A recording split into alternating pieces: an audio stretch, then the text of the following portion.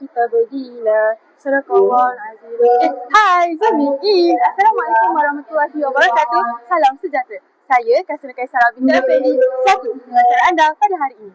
Pada 17 Mac 2026, Sekolah Menengah Kebangsaan Perempuan Sultan Ibrahim telah menganjurkan Majlis Khatam Al-Quran untuk sesi 2026.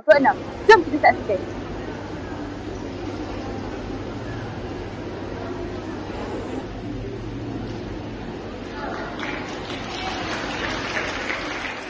القرآن وأكرمنا بكرامة القرآن وشرفنا بشرافة القرآن وألبسنا بقنعة القرآن وأدخلنا الجنة اللهم ذكرنا منه ما نسينا وعلمنا منه ما جهلنا وارزقنا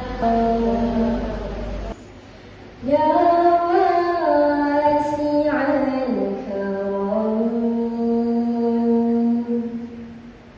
Bismillahirrahmanirrahim. Assalamualaikum warahmatullahi taala wabarakatuh.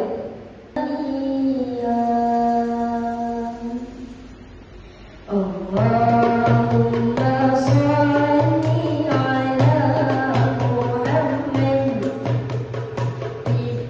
bil qulubi wal awaiya. Waj'alhu lana hujjatan, dari Al-Quran yang kami baca pada pagi ini sebagai hujjah kepada kami, wa syafa'atan fil qadar wa yaumul mahsyar, dan juga sebagai syafaat dan sahabat kami di padang mahsyar nanti dan juga di alam.